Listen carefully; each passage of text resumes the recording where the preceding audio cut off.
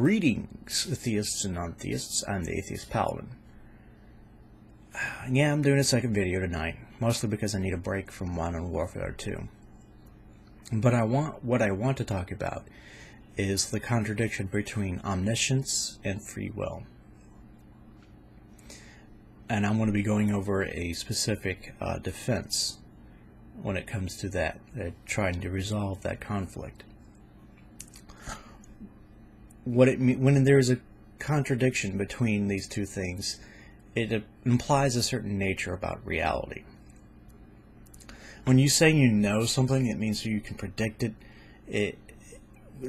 That mostly means you can predict its behavior, what it's going to do in certain conditions.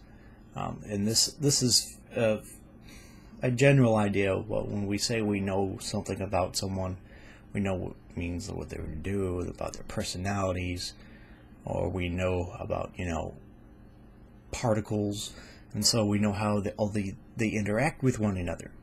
So knowledge means that we can predict certain things, that we know what conditions cause what results. So if God knows the future, He knows what we're going to choose. If He knows us and He knows everything, then He most certainly can, without fail, predict everything that we can do. And so we, as a result, don't have any free will. Free will in its most extreme sense, like libertarian free will is simply not caused by anything. It's, in the most part, it seems random and coherent to me, but I'm not going to nitpick the particular definitions anyone chooses, but having something that's 100% predictable is, I could say, almost in all circumstances, a contradiction. That's not what free will is.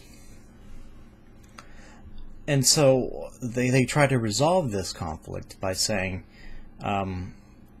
it's called the middle knowledge defense. And with middle knowledge, you can have, results A, B, C, D, E, and so on, and, your life sort of spreads out like a cladiogram.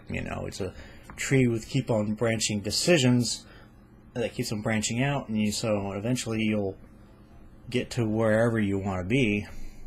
So God, as a result, knows all the different paths that your life can take.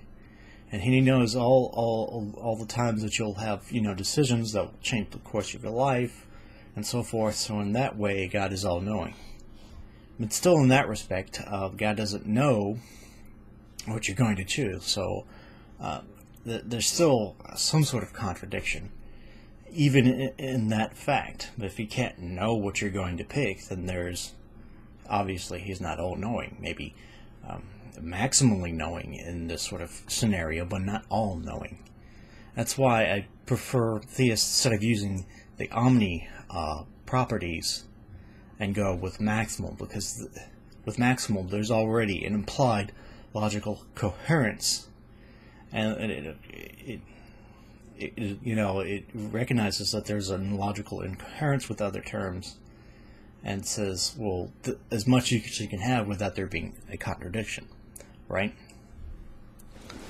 So I digress from that point, but moving on, the problem with that is it's that without explanation, it's not fully coherent with the Christian theology or the Christian doctrines, and especially when a Christian gives it. Telemetros gave this defense when with the rational dawn, when someone brings up the problem of evil. But the thing is God is just not all-knowing in that respect. He's also said to be infallible, and He's also made prophecies. With these two things combined with all-knowing,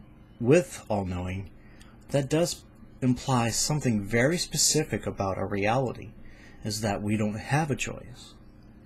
Again, and free will's gone, because if God can infallibly predict that what you're going to do, if He has that capability or ability, then you don't really have free will.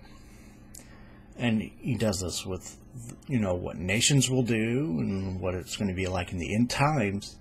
And He's talking about the free will of billions of people. If He knows it's going to end up that way, then how can we say we have free will, right?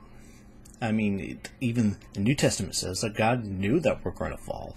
So it wasn't a random event that just could have occurred. He knew it was going to happen. So sort of begs the questions of free will, doesn't it?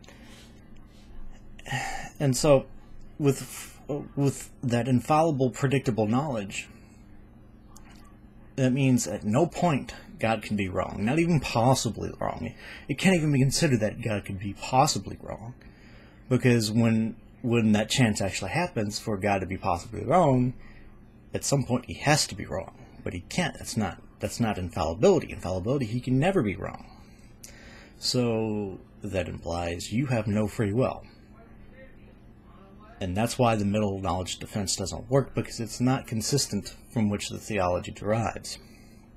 If you want to stand by the middle knowledge defense, you have to denounce your Christianity and become a run-of-the-mill deist or generic theist or something. But it's not consistent within a Christian framework.